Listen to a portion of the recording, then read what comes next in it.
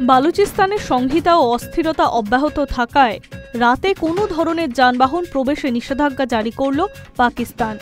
নতুন নির্দেশ অনুযায়ী সন্ধে 5টার পর থেকে বালুচিস্তানে কোনো সরকারি বা বেসরকারি গাড়ি প্রবেশ করতে পারবে না। শুধুমাত্র দিনের আলো থাকাকালীনই এখন থেকে ওই প্রদেশে যাতায়াত করা সম্ভব হবে। ডেরা গাজী খানের জেলা প্রশাসনের জারি করা এক বিজ্ঞপ্তিতে জানানো হয়েছে, নাগরিকদের প্রাণ ও সম্পত্তির সুরক্ষা নিশ্চিত করতেই এই সিদ্ধান্ত। ডেপুটি কমিশনার ও আঞ্চলিক পরিবহন কর্তৃপক্ষের চেয়ারম্যান মোহাম্মদ উসমান খালিদের ভাষায়, নাগরিকদের নিরাপত্তায় সর্বাধিক অগ্রাধিকার। সেই লক্ষ্যেই আরও কার্যকর ও বিস্তৃত নিরাপত্তা পরিকল্পনা নেওয়া হচ্ছে। রাতের যাত্রায় নিষেধাজ্ঞার পাশাপাশি বেশ কয়েকটি কঠোর নিরাপত্তা নির্দেশও কার্যকর করা হয়েছে। এখন থেকে প্রত্যেক গণপরিবহন যাত্রার আগেই বাসস্ট্যান্ডে চালক ও যাত্রীদের ভিডিও রেকর্ড করা হবে। পাশাপাশি সকল গণপরিবহনকে চলতে হবে নির্দিষ্ট নিরাপত্তা কনভয়ের মাধ্যমে।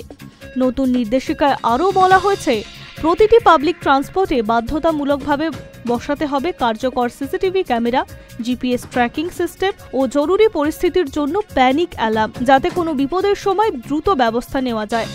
গত কয়েক সপ্তাহ ধরেই নতুন করে অস্থির হয়ে উঠেছে বালুচিস্তান। গত সপ্তাহে চামানে দুই গোষ্ঠীর সংঘর্ষে নিহত হয়েছে অন্তত 7 জন, আহত হয়েছে 12। এর আগে একাধিক যাত্রীবাহী বাস থামিয়ে শ্রমিকদের অপহরণের পর গুলিবিদ্ধ দেহ উদ্ধার করে প্রশাসন।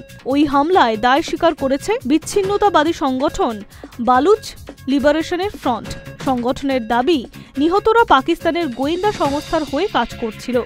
বালুচি বিপ্লবী দীর্ঘদিন ধরেই প্রদেশের প্রাকৃতিক সম্পদের বড় অংশ দাবিতে সশস্ত্র আন্দোলন চালিয়ে যাচ্ছে।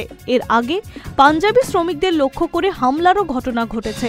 এই প্রেক্ষাপটেই রাতে চলাচল নিষেধ করে আরও কড়া নিরাপত্তার দিকে এগোচ্ছে পাকিস্তান প্রশাসন। তবে পরিস্থিতি কতটা নিয়ন্ত্রণে আসবে তা এখনই বলা কঠিন।